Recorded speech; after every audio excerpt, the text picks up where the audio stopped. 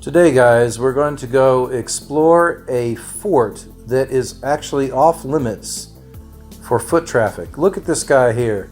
That's a guard. He's not going to let you past. So we decided to do it with a drone. No one's ever seen this before. Take a look here, guys. So this is an old fort on the island of Kronstadt. Actually, the island is called Kotlin Island, and the city is called Kronstadt.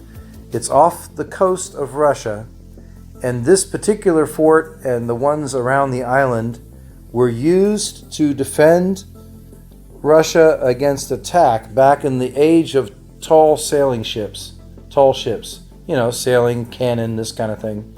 But it was also used in World War II, which we'll see in a minute.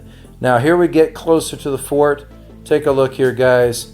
This is the big secret. Guess what? Look here. There's actually a underground passage here. This whole fort goes deep underground. Now look, we're going to lift off and we're going to get you close as I can. The guard's watching, so I'm trying to be a little careful what I do. It's not illegal because we're not walking there. I think the reason the fort is off limits is because there's probably ordnance, you know, unexploded shells that are still stored underground there. And there probably also is skeletons. Who knows what else is down underground there.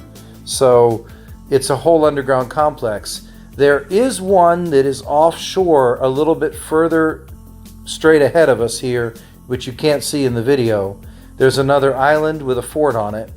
This particular one, you can drive up to it. Look, it even has a moat. Do you see the moat? It's got a second wall, a wall around the outside edge here, which is actually meant to keep people from approaching the fort by boat.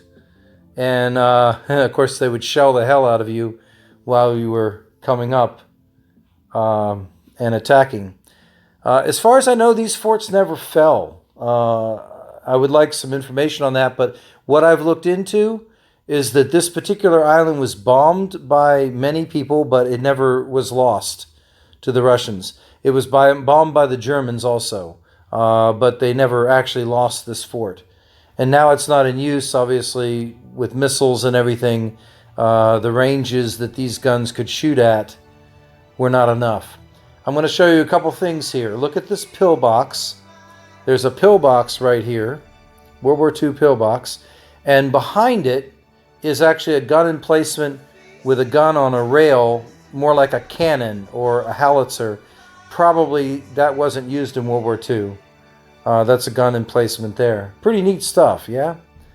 So those cannons were used at the age of tall ships, and the pillbox was actually World War II vintage. So, yeah, you can see the remains of this moat around the back edge here. The Russian army constructed a land bridge, which is basically piled rock, you can see it here, that led out to this first island. And there's a second island, I don't know if I swing around here we can see it, but that one you'd have to go by boat to. And yes, there is a guard that lives on that island as well. So there's a guard that lives on this island. I think from talking to people that, you know, there's unexploded ordnance and maybe even skeletons. You know, different things happened during the wars, so it could be. I'd love to go in there and see, wouldn't you? Go underground. It's a whole underground complex. Here I'm flying back over this land bridge. Look at all those small little islands. If you ever get a chance to come to Russia, go to this Kotlin Island, Kronstadt.